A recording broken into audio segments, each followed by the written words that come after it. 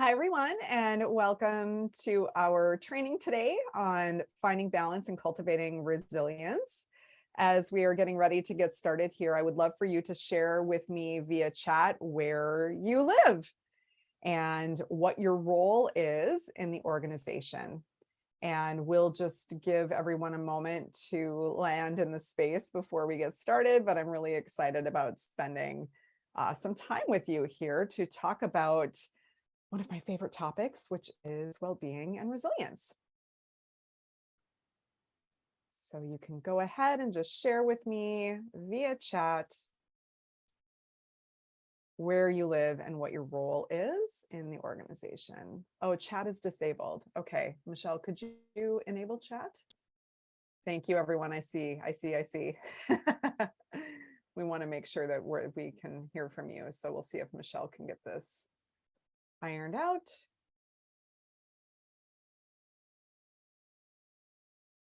And Michelle, if you can just send me a message if you're able to enable it. But welcome, everybody. I'm really excited that you're here with me today. We will indeed get started in about 1 or 2 minutes here. I'm still trying to get it to work, Stephanie. Okay, no problem. I'm working on it. Okay. Well, you can share in the Q&A where you live and what you do. In the meantime, we can do like a little work around here and we'll see if we can get the chat to work. But delighted to be here with you all. We'll just give it 1 more minute.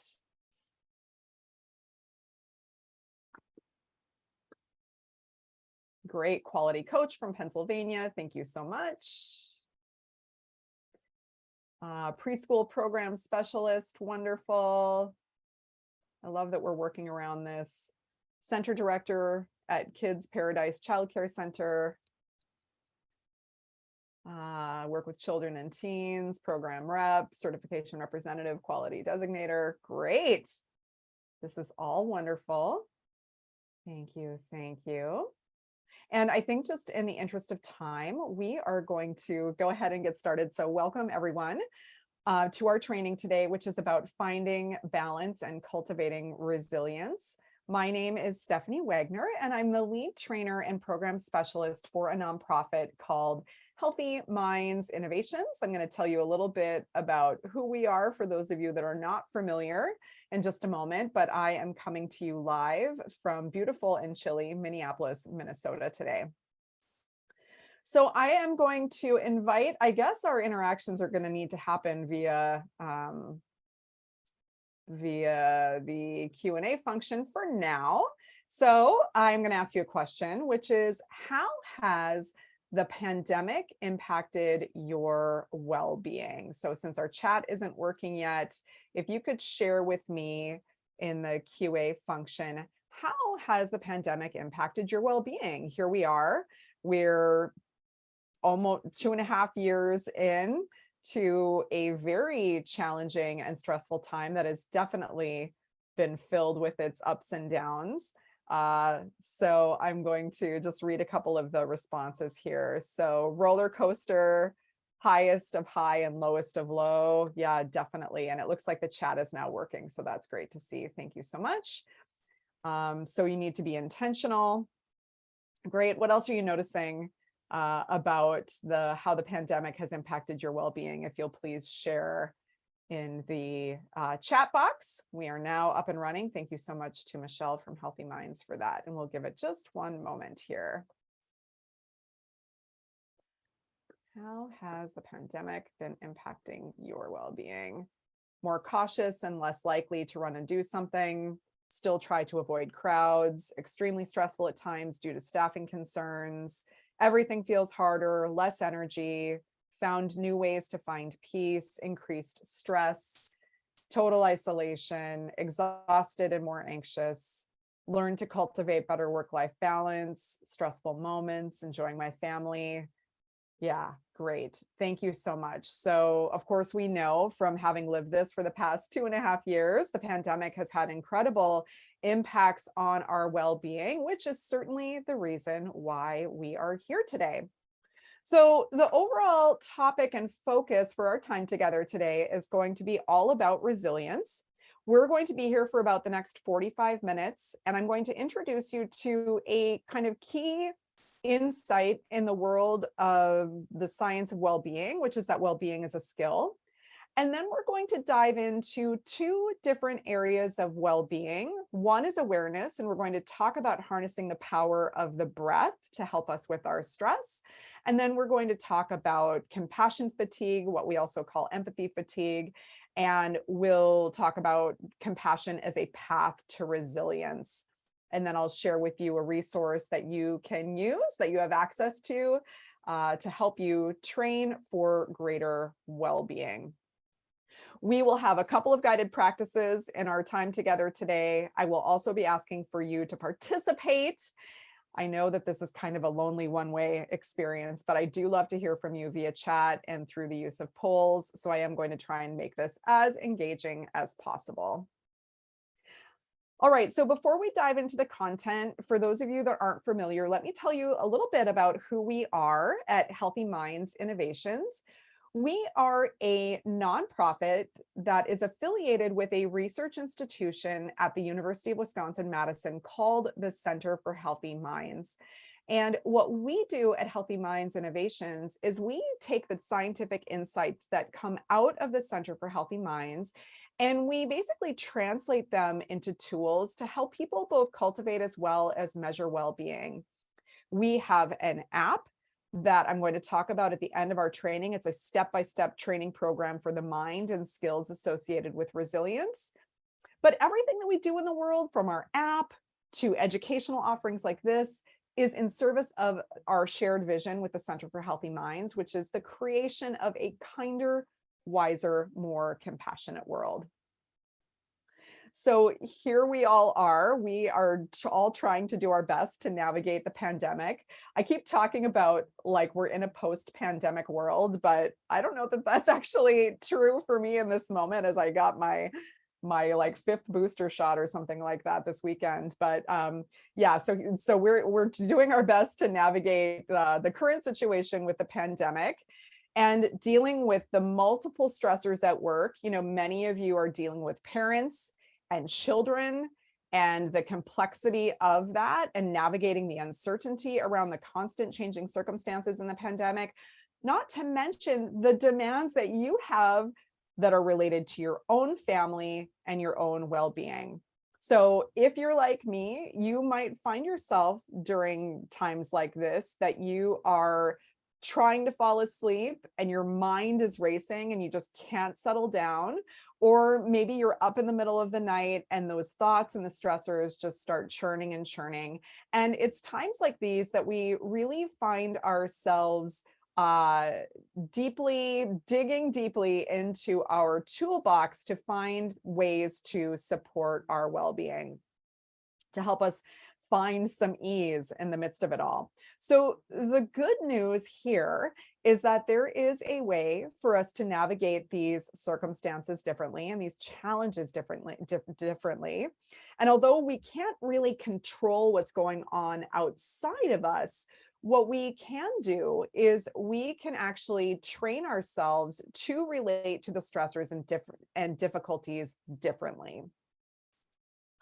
So the research at the Center for Healthy Minds that we're affiliated with centers around questions like, what qualities make us more resilient in the face of challenges?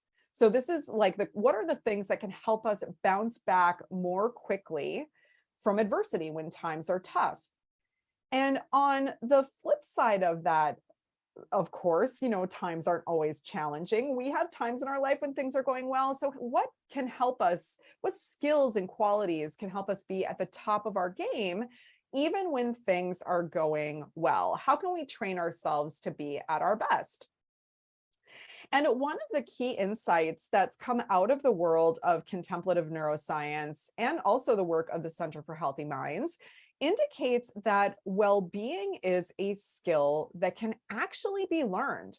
And it can be learned due to something called neuroplasticity.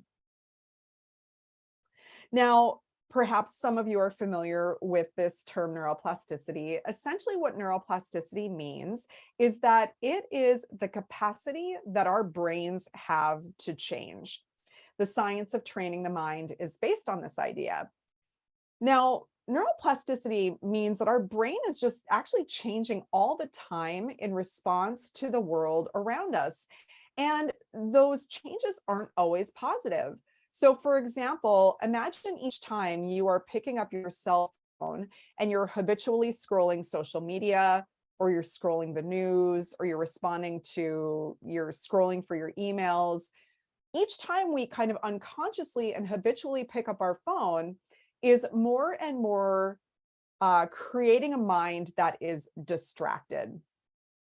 So, what we can do here is we can sort of use this knowledge and this power of our brain to change, and we can harness the capacity for the brain to change in a healthier way by training it with intention in qualities that are associated with well being.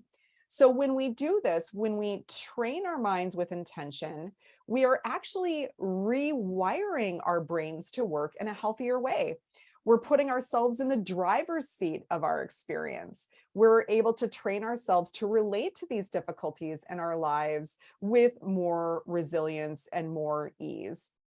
And through doing this, we can actually experience well being as a baseline rather than just experiencing those fleeting moments of well being that we connect with, in short times throughout our lives. And wouldn't that be awesome to experience a sense of well being regardless of what's happening in our outside circumstances? So, what neuroplasticity is pointing to is that with intention, things can be different and we can change through training the mind.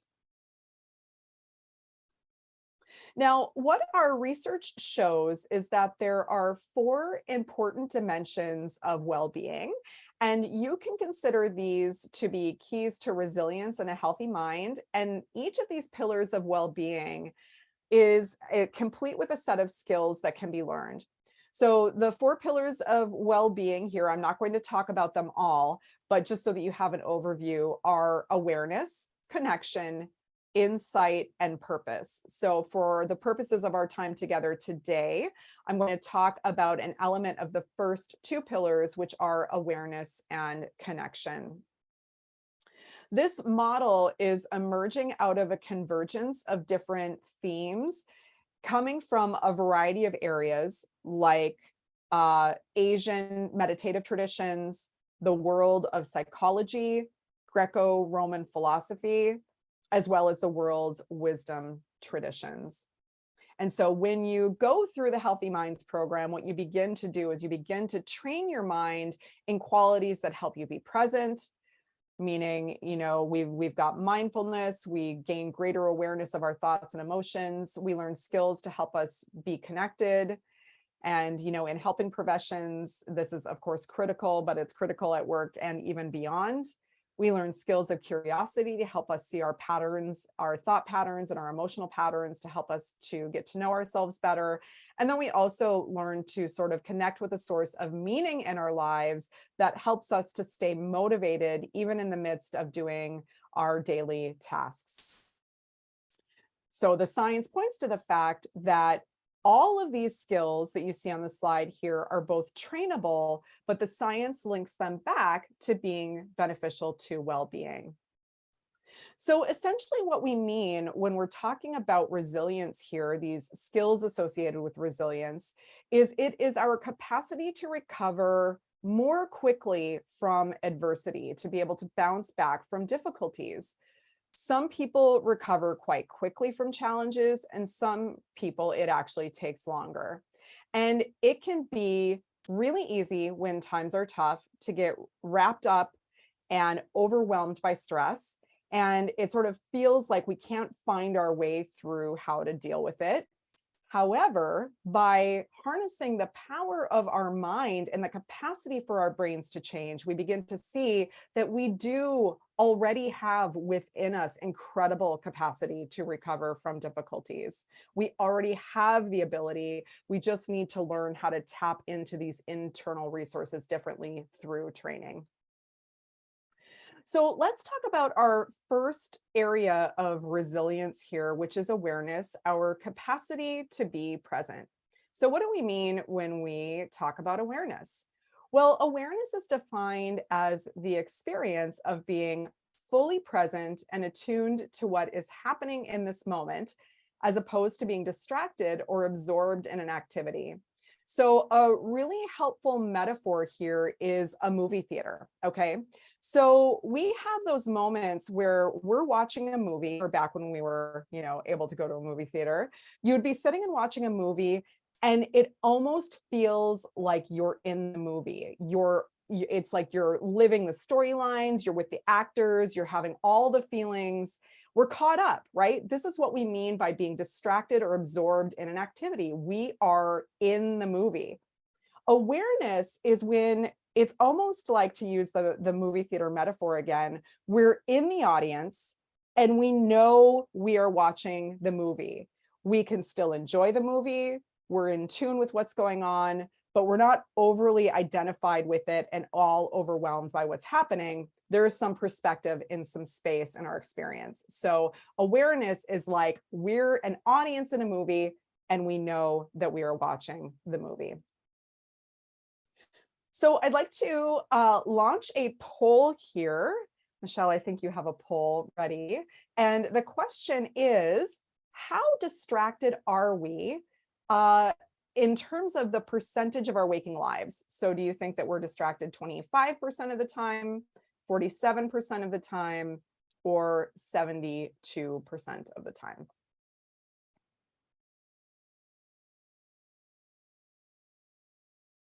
I just love watching the poll tally. It's like an illness. All right, we have almost everybody reporting in here. So let's go ahead and close it. Michelle? All right, so we've got 76% of the group thinks that we're distracted 72% of the time, 22% think we're distracted 47% of the time, and 2% think that we are distracted 25% of the time. All right, drum roll, please. There's really good research out there that's been done on thousands of participants that shows that we are distracted 47% of our waking lives. Now, I realize in seeing the poll that many of us feel like we're more distracted than maybe we actually are, but the science actually shows that 47% is on average the amount of distraction that we have in our daily lives. And so just think about what this means, right? So this means almost half of your waking life, if you're like the average person, you are not paying attention to what you're doing or who you're with.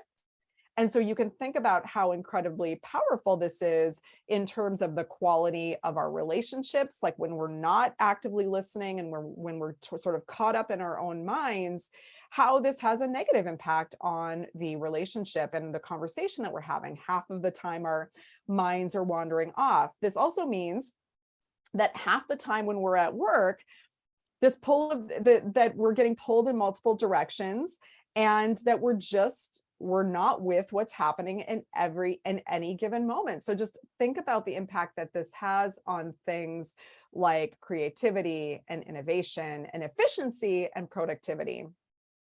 And what we're seeing right now is, in the kind of pandemic, moving into the next phase of a post-pandemic world, there is a surge of mental health issues like depression, anxiety, stress, and overwhelm, certainly in large part to the role that technology has played in all of this.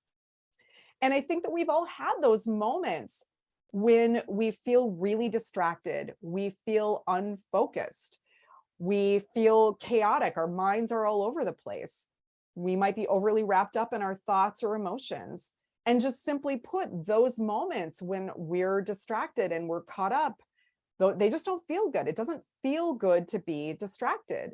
The science shows that, in fact, it actually feels better to be present and aware versus being distracted. And so beyond feeling better, mindful awareness actually has a host of other benefits as well. So it turns out that mindfulness, as I'm also going to call mindful awareness, since it's related to awareness, is critical for self-regulation. So what this means is it helps us to manage our unruly thoughts and emotions.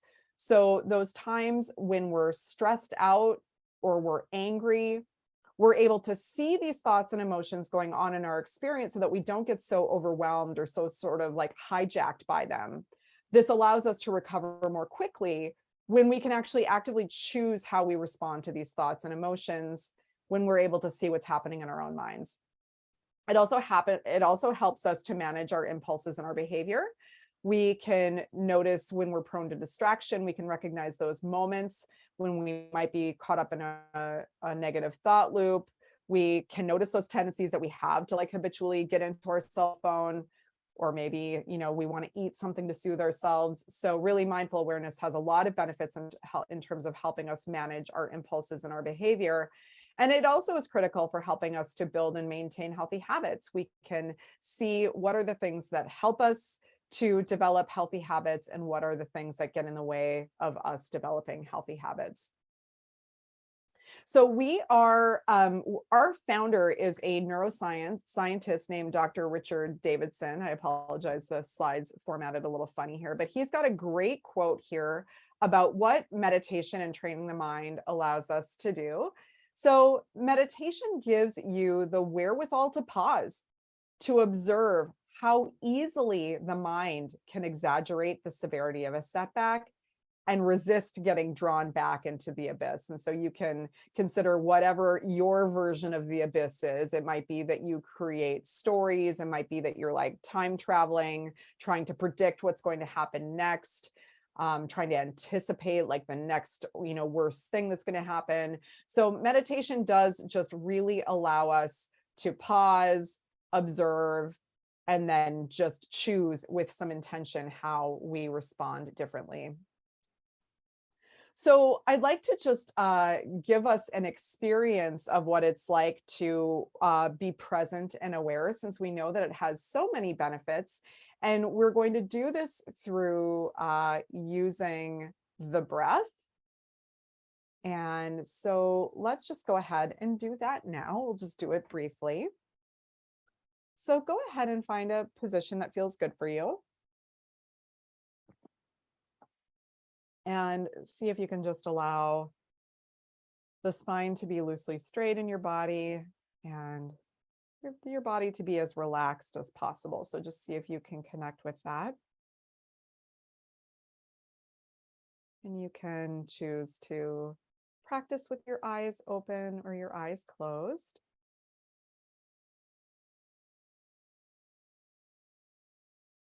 And just have a sense of being here right now.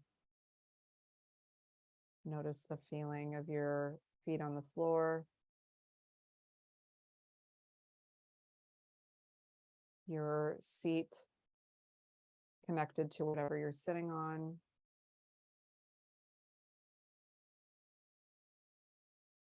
And then just bring your awareness to the fact that you're breathing.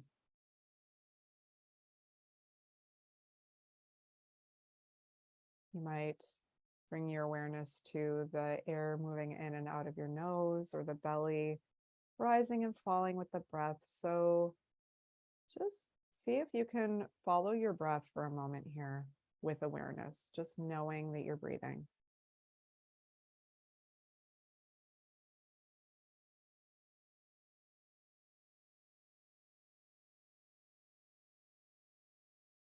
And chances are, as you do this, very quickly your mind wanders.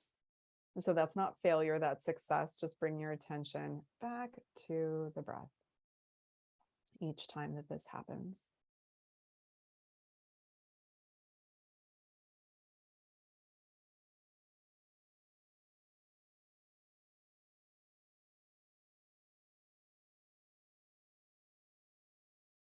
And so as you continue to breathe, see if you can begin to extend the out breath to be longer than the in breath.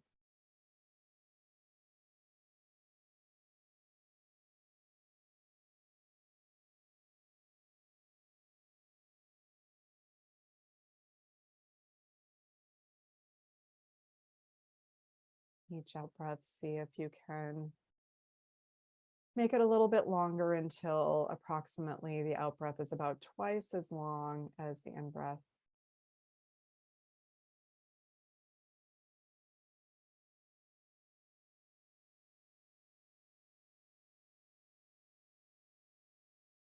So see if you can breathe in to a count of 4 and breathe out to a count of 8.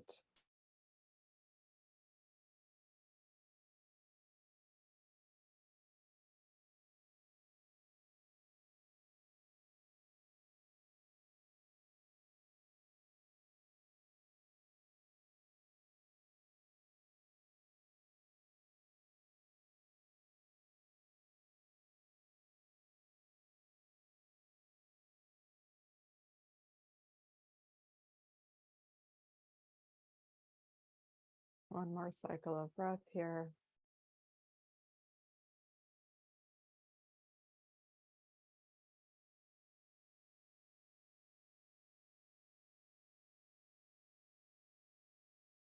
And then let go of paying attention to the breath and just tune in and notice how you feel. You may feel great. You may not feel great. Whatever's happening right now is totally fine. Okay, and then you can open your eyes. And I would like to hear from you before I describe what we were just doing here. If you could please in the chat share one word that describes how that practice was for you. So in the chat box, one word that describes that practice. Calming, relaxing, peaceful, de-stressed, soothing, distracting. Distraction is normal. Calming, relaxing. Lots of relaxing, lots of calming.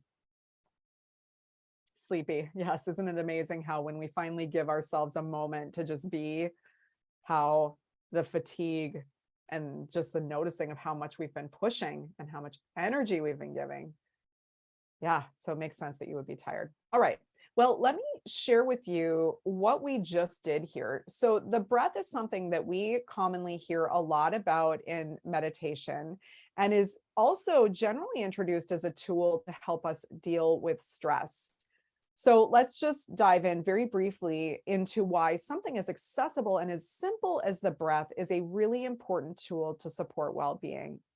Now, during the guided practice that we just did, we did two things. So the first thing that we did is we brought awareness to the breath. And the second thing that we did is we worked on lengthening the out breath. So for the purposes of our time together today, let's just talk about why this lengthening of the out breath is so powerful. So there was, in fact, some research done in 2018 by two researchers in the Netherlands that really looked at why breathing techniques like the ones that we just did work. And what they discovered is about this particular technique that involves lengthening the out breath is that it actually kickstarts that rest and digest part of our nervous system. It helps to sort of engage the parasympathetic nervous system. And this is due to something called vagus nerve stimulation. So the vagus nerve, VAGUS, not to be confused with Las Vegas, but the vagus nerve is actually the longest nerve in the body. It originates in the brainstem and it extends down into the abdomen. And the many branches of this nerve are increasingly seen as pathways for promoting or restoring health and reducing the discomfort in the body associated with anxiety and other sort of negative mental states. So there's lots of information out in the world about the power of the vagus nerve, including the work of someone named Stephen Porges. So there's a lot of information if you want to learn more, but this is just simply to say that there is actually a physiological reason why lengthening the breath often has such a calming effect. So what does this mean for us in terms of our well-being? Well, the good news is that the breath is available to us anytime, anywhere. So anytime, and you don't need to do a 5-minute practice like we just did. You can actually take a couple of deep breaths in any moment and just focus on lengthening your out breath and really work with combating some of those overwhelming feelings that we can encounter throughout our day. So the idea here, take 3 mindful deep breaths before engaging in stressful conversations, starting a meeting, or any other activity you do regularly throughout your day. And then I would just invite you, beyond just paying attention to the breath, see if you can make those out breaths a little bit longer than the in breath. So I'd be interested to hear from you here. What is one work activity that you engage in that you feel like would benefit from this practice? Maybe it's working with parents, maybe it's before you meet with your team. So go ahead and put that in the chat for me. What is one activity at work that you feel like you could use this practice? Okay, thank you. Coaching adults. Let's see what else comes up from others here. Meeting with a family, constant email responses before calling a provider, staff meeting, working with coworkers, starting a meeting with admin staff, before teaching adults. Great. So lots of great ideas here for how to work with the breath. Wonderful. Keep them coming. I love it. All right, we're going to transition into the next area of well-being that I feel like is particularly relevant to, in the work that you do. And I'd be curious to hear if you feel like this is true as well. So we're going to talk about connection here, specifically compassion. But when we talk about connection, we're talking about a set of skills that help us to develop and maintain and even nurture healthy, connected, interpersonal relationships. And so today we're going to focus on compassion as a key to resilience. So specifically, what I want to talk about today is something called empathy fatigue or empathic distress. So we're going to put up another poll here. I'm curious if you've heard of these terms before.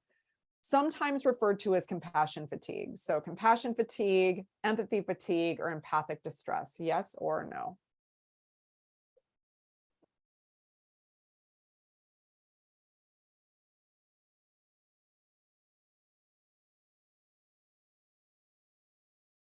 Okay. I think we can close it. 81% of you are familiar with the term compassion fatigue, empathic distress, or also called empathy fatigue.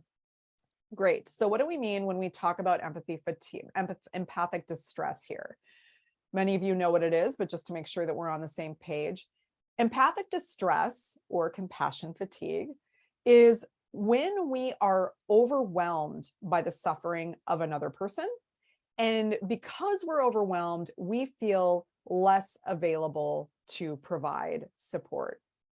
So this can happen, for example, when you have to deal with a parent or a child that might be really upset, or maybe you have to deal with a critical and stressful intervention.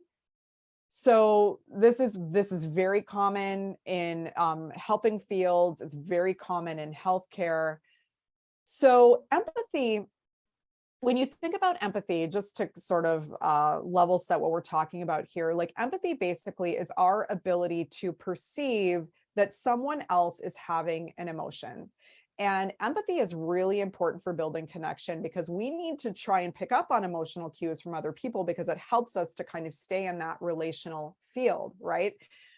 What's great about empathy is that when someone is experiencing joy, it feels great, right? We feel uplifted when we see someone that's happy, joyful, experiencing a moment of good well-being, right?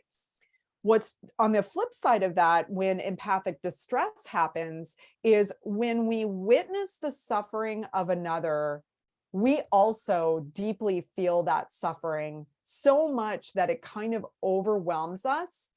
And it's almost like we're vibrating at the same level as this person. We start kind of vibrating in this state of like overwhelm, and we're almost unable to work our way out of it to be able to provide support or help.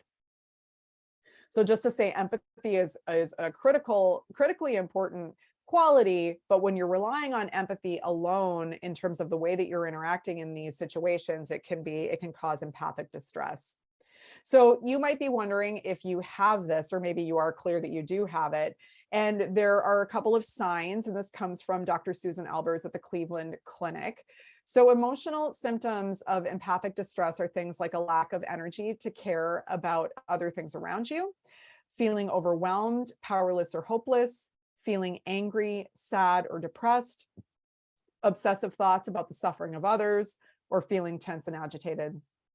Physical symptoms include things like an inability to concentrate, be productive, or complete daily tasks, headaches, nausea or upset stomach, difficulty sleeping or constant racing thoughts, self-medicating with drugs or alcohol, and feeling exhausted all the time. So perhaps some of this is resonating with you. These are just a few of the symptoms. And just to say, it is really completely normal to feel this way under stressful circumstances. But when you're overwhelmed by so much suffering, you just don't have the resilience or the energy to kind of like ride the wave of these challenges and these stressors. So the question is then, how do we combat empathy fatigue? How do we combat empathic distress? Well, the way that we do this is through intentionally training our minds in compassion. So compassion is defined as the feeling that arises in witnessing the suffering of another person or even in ourselves. And that witnessing of the suffering motivates a subsequent desire to help.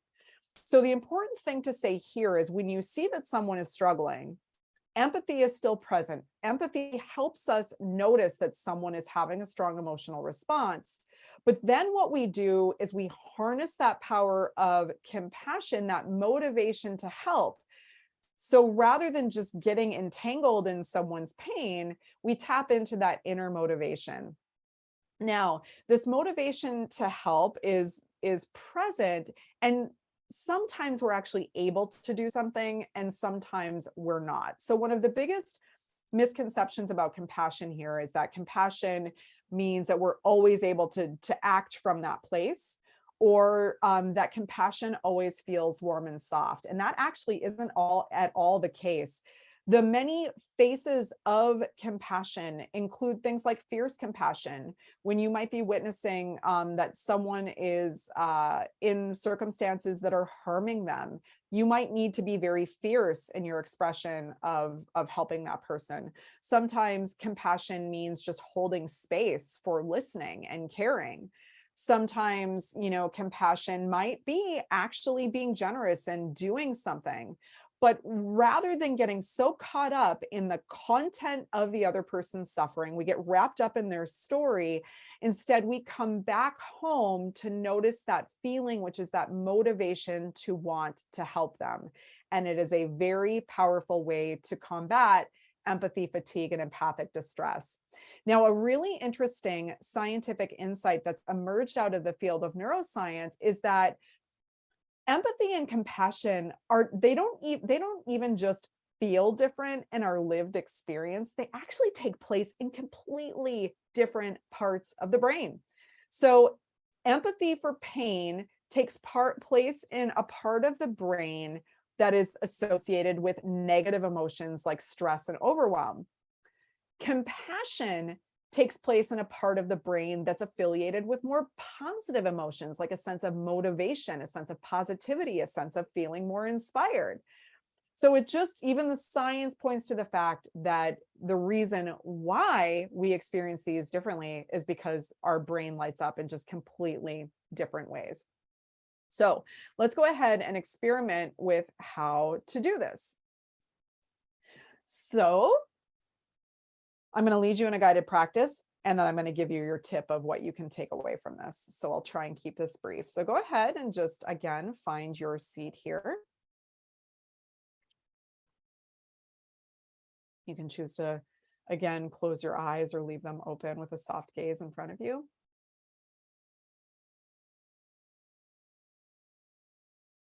And take just a moment to breathe.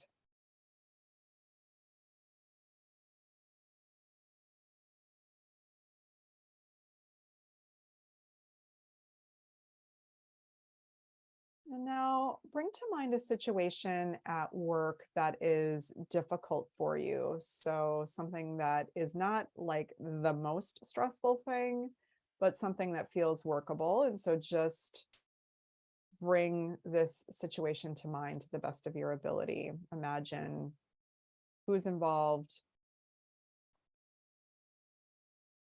and what the situation is.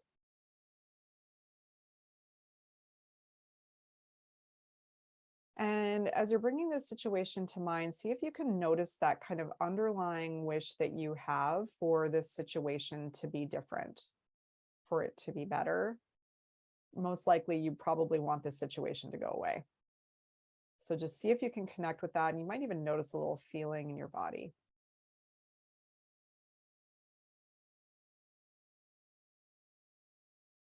And if you can't feel it in your body, that's okay. Just see if you can notice in your mind how you're really wanting to be free from this situation.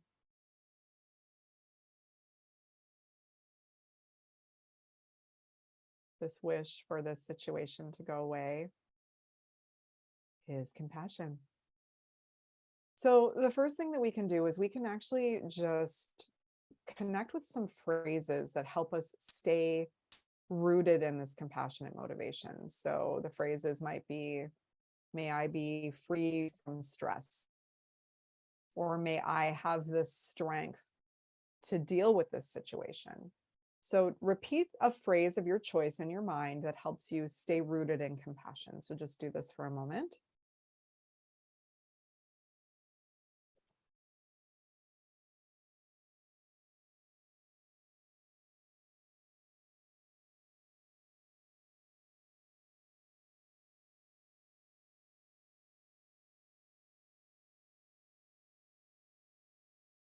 And if the phrases don't resonate with you, maybe there's a feeling there, and just see if you can rest in that feeling. So phrases or feeling.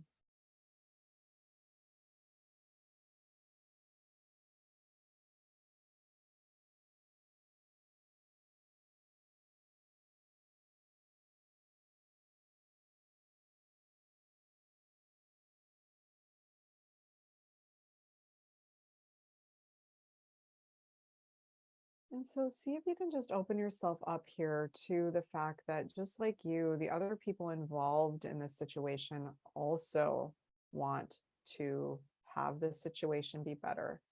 See if you can extend your compassion to them. You can simply say, may you be free from suffering. May you be free from pain. So just begin to widen that circle of care. So extend the phrases to others involved.